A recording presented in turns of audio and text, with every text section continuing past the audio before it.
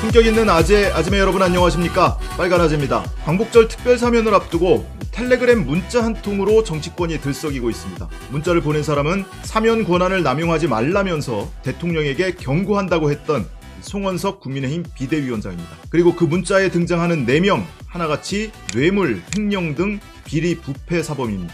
보수진영 내에서도 추악한 뒷거래다 이렇게 격렬한 비판이 나오고 있는데요. 현재 국민의힘 1인자가 챙기려고 했던 인물들이 어떤 사람들인지 보면 국민의힘 지지율이 왜 곤두박질 치고 있는지 잘 알 수 있을 겁니다. 먼저 무슨 일이 있었는지 팩트부터 확실히 짚고 넘어가죠. 국회 본회의장에서 찍힌 휴대폰 화면입니다.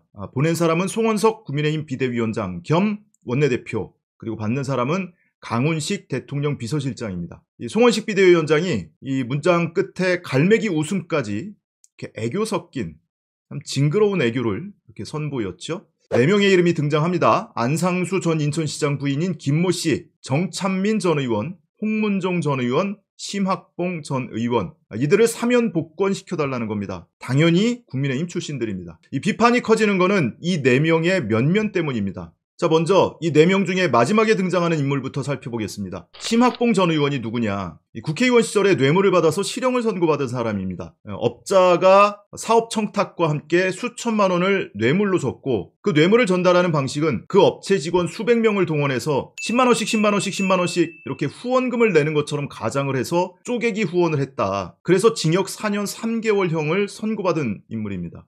이 뇌물 사건은 확정 판결을 받은 거고요. 이것 말고도 성폭행 혐의가 있었습니다. 대낮에 국회 상임위가 열리고 있는 시간에 호텔에서 보험 설계사를 불러서 성폭행을 했다는 혐의였습니다. 그런데 그 보험 설계사가 경찰 조사 과정에서 갑자기 진술을 번복했다는 거예요. 우리는 합의에 의한 성관계를 맺은 거였다. 이렇게 진술을 번복해서 결과적으로 무혐의 처분을 받았습니다. 그러니까 성폭행이 아니고 간통이었다. 이 둘 다 유부남 유부녀였거든요. 이렇게 진술을 번복했다는 건데, 그 보험 설계사가 자기가 성폭행을 당했다면서 경찰에 신고했던 당사자입니다. 그래서 회유를 했던 것 아니냐 이런 의혹도 있었는데 그냥 경찰에서 유야무야 이 사건이 넘어가기도 했었습니다. 결과적으로는 참 지저분하게 짝이 없는 그런 범죄자죠. 자, 그런데 사진 다시 한번 보시면 위에 3명은 특사 관련이라고 돼 있고 맨 아래 심학봉 전 의원은 복권 요청 추가입니다. 이렇게 써 있잖아요. 이 부분이 중요합니다. 심학봉 전 의원이 확정 판결을 받은 거는 2017년 3월입니다. 근데 2년여가 지난 2019년 10월에 가석방이 됩니다. 이미 풀려난 상태예요. 그러니까 혜택을 한번 받은 거죠. 그런데 출마는 못합니다. 이 선거법상에 뇌물죄가 확정된 경우에는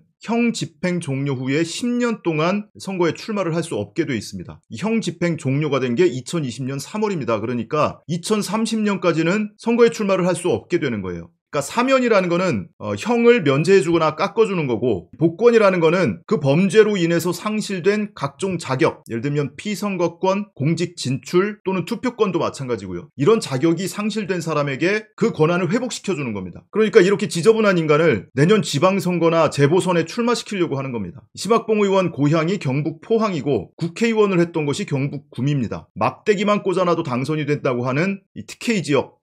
아니, 경북 사람들 이런 거 보면서 참 자존심 상하지도 않나? 다음은 안상수 전 인천시장의 부인 김모 씨입니다. 징역 1년 실형 선고를 받고 지금 수감돼 있거든요. 무슨 죄냐? 지난 대선 경선 때 이 안상수 전 인천시장도 지난 대선 때 국민의힘 예비후보로 등록을 하고 경선에 출마를 했던 인물입니다. 이렇게 상대 정당 후보인 이재명 대통령의 사진을 찍기도 했던 그런 인물인데요. 이 시기에 안상수 전 시장과 함께 그 부인 김모 씨가 홍보대행업자한테 10차례에 걸쳐서 1억 1,300만 원을 줬다고 합니다. 돈을 왜 줬냐? 당내 경쟁 상대를 음해하기 위해서 그 홍보대행업자한테 돈을 주면서 제보를 청탁했대요. 이러저러한 내용을, 비위 행위를 언론에 제보를 해달라. 그리고 실제로 그 내용이 언론에 보도가 되기도 했었습니다. 그러니까 상대 후보를 음해하고 그 대가로 억대 돈을 주고받은 이런 범죄를 저질렀던 사람이에요. 근데 이 안상수 전 시장도 그렇고 부인 김모 씨도 그렇고 확정 판결을 받은 게 지난 5월 29일이었습니다. 아직 2달밖에 지나지 않았어요. 이런 사람을 사면해달라고 청탁을 하고 있는 겁니다. 이 안상수 전 시장이 인천시장 시절에 인천시 재정을 파탄냈던 굉장히 무능한 것으로 악명이 높았던 거는 여담입니다. 다음은 정찬민 전 의원입니다. 이 정찬민 전 의원은 국회의원 되기 전에 용인시장을 했었습니다. 2014년부터 18년까지 용인시장을 했었는데 당시에 개발업자하고 뇌물을 주고받은 거예요. 부동산 개발업자한테 인허가를 대가로 무려 3억 5천만 원의 뇌물을 받은 혐의로 기소가 됐던 겁니다. 그 돈만 받은 게 아니고 그 사업 부지에 있는 땅, 내 필지를 다른 사람 명의로 싸게 매입도 하고 심지어는 자기가 내야 할 이 취등록세까지 업자한테 대신 내게 했다는 겁니다. 그래서 징역 7년 실형을 받았는데 만기 출소 예정일이 2030년 8월입니다. 그러니까 아직 형기 절반도 못 채운 상태입니다. 마지막으로 홍문종 전 의원, 정찬민하고 비슷합니다. 국회의원 시절에 업자한테 사업 청탁을 받고 8,200만 원 상당의 뇌물을 받았다. 여기까지는 비슷한데 그 다음 이어지는 범죄 혐의는 더 엄청납니다. 이 홍문종 전 의원이 한나라당 국회의원 시절에 사학재단 이사장과 대학 총장을 겸직하고 있었습니다. 그러니까 사학재벌이었던 거예요. 그런데 무려 75억 원을 횡령 배임한 혐의도 있었습니다. 무슨 서화를 구입한다면서 교비를 지출하고 그 돈을 뒤로 돌려서 현금으로 돌려받았다는 겁니다. 그러니까 학생들이 낸 등록금을 그냥 착복한 거예요.